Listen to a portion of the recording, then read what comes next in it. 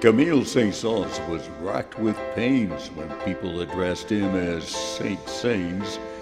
He held the human race to blame because it could not pronounce his name. So he turned with metronome and fife to glorify other forms of life.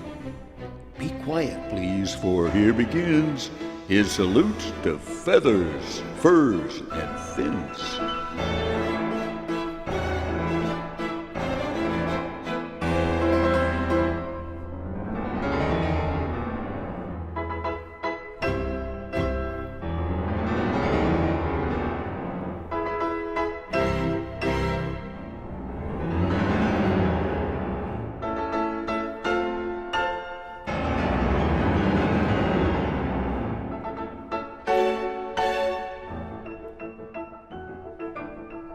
The lion is the king of beasts and husband to the lioness. Gazelles and things on which he feasts address him as your highness. There are those who admire that roar of his in the African jungles and velds, but I think wherever a lion is, I'd rather be somewhere else.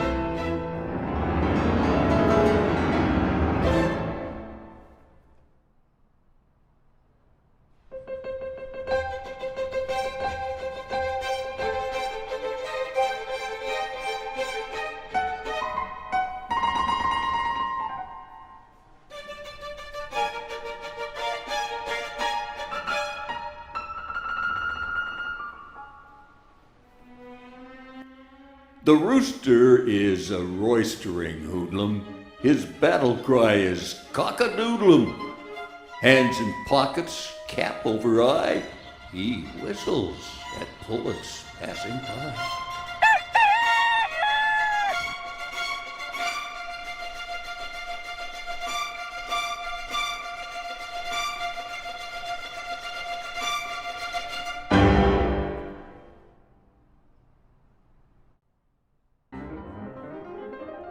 Have you ever harked to the jackass wild, which scientists call the onager? It sounds like the laugh of an idiot child or a hepcap on a harmonica. But do not sneer at the jackass wild. There's method in his hee-haw. For maidenly blush and accent mild, the Jenny ass answers she-haw.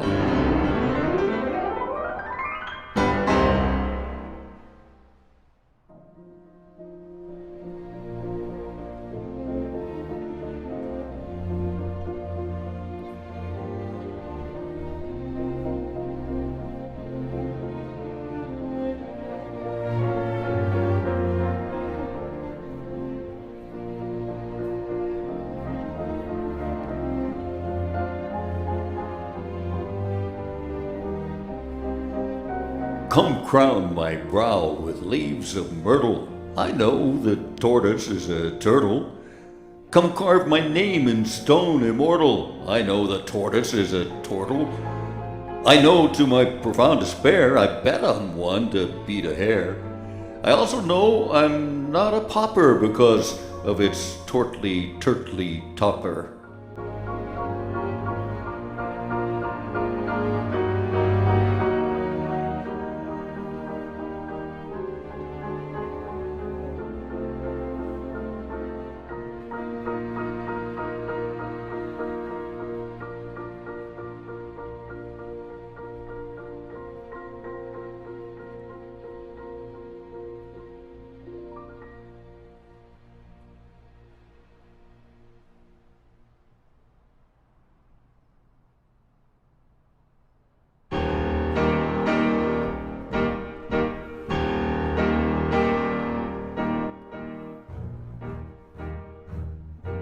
Elephants are useful friends, equipped with handles at both ends. They have a wrinkled, moth-proof hide. Their teeth are upside down outside. If you think the elephant is preposterous, you've probably never seen a rhinoceros.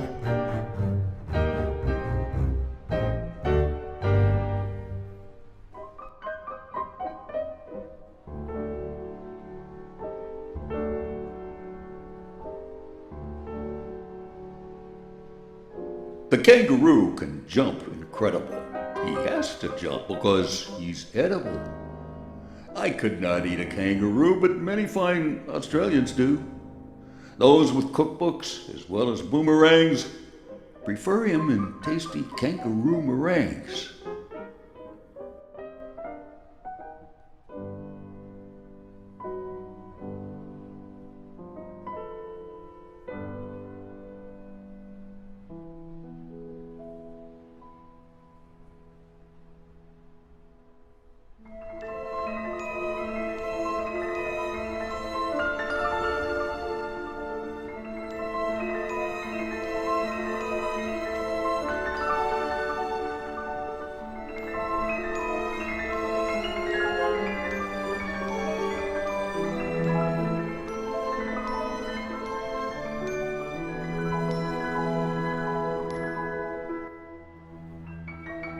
Some fish are minnows, some are whales.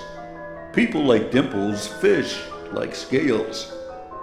Some fish are slim and some are round. They don't get cold, they don't get drowned. But every fish wife fears for her fish, what we call mermaids, and they call merfish.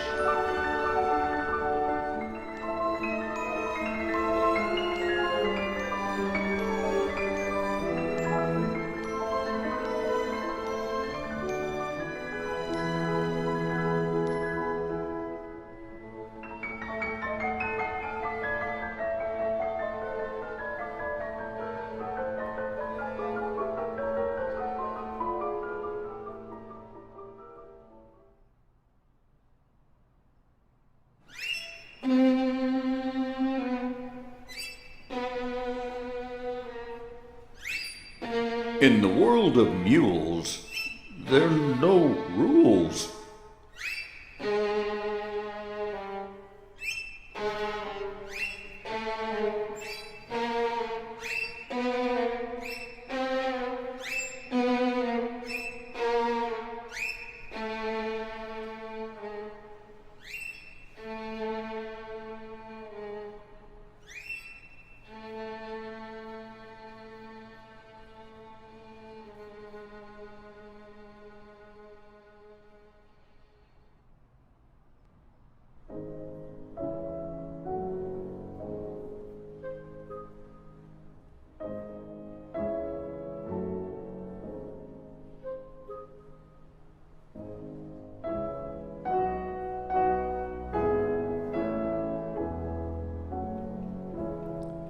The cuckoo in the depth of the woods. Cuckoos lead bohemian lives. They fail as husbands and as wives. Therefore, they cynically disparage everybody else's marriage.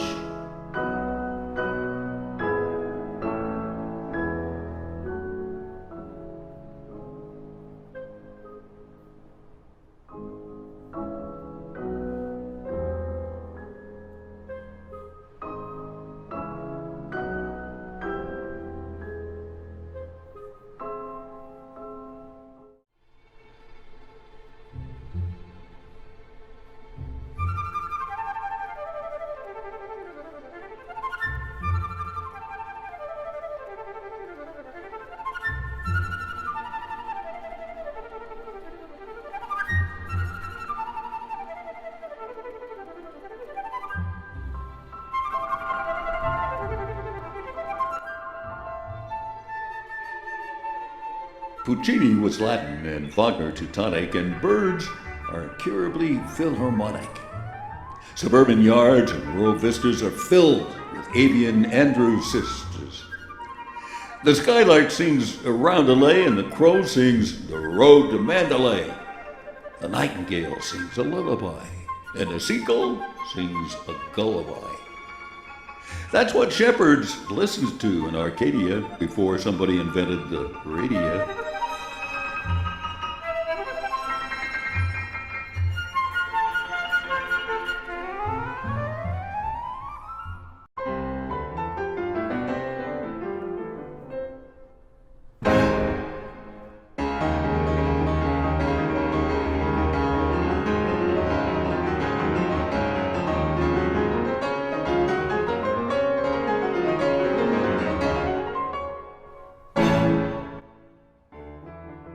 Some claim that pianists are human.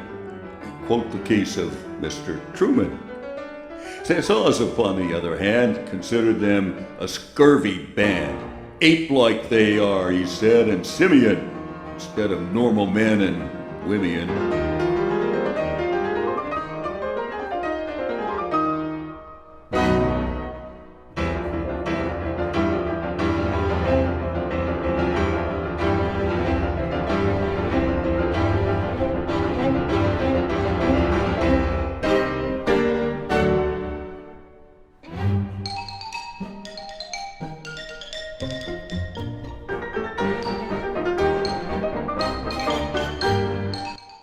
At midnight in the museum hall, the fossils gathered for a ball. There were no drums or saxophones, but just the clatter of their bones. A rolling, rattling, carefree circus of mammoth polkas and mazurkas. Pterodactyls and brontosauruses sang ghostly prehistoric choruses. Amid the mastodonic wassail, I caught the eye of one small fossil. "Cheer up, sad world," he said, and winked. "It's kind of fun to be extinct."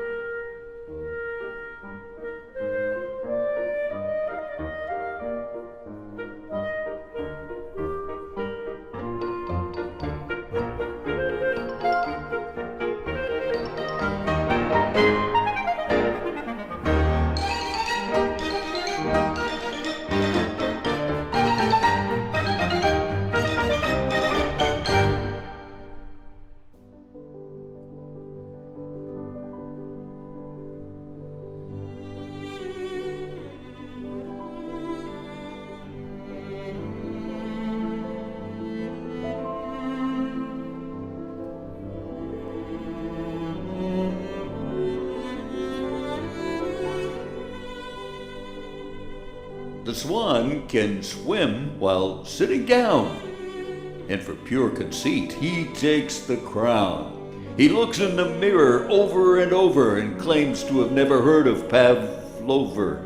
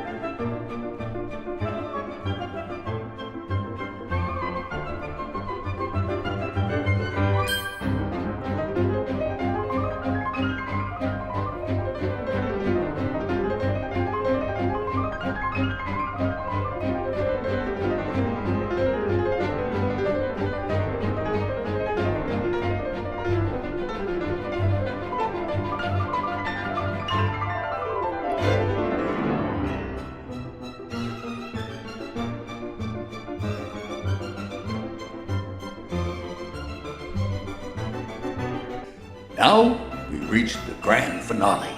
Animale Carnivale. Noises new to sea and land issue from the skillful band. All the strings contort their features, imitating creepy crawling creatures. All the brasses look like mumps from blowing oompa oompa oomps. In outgoing Barnum and Bailey and Ringling, Sass has done a miraculous thingling.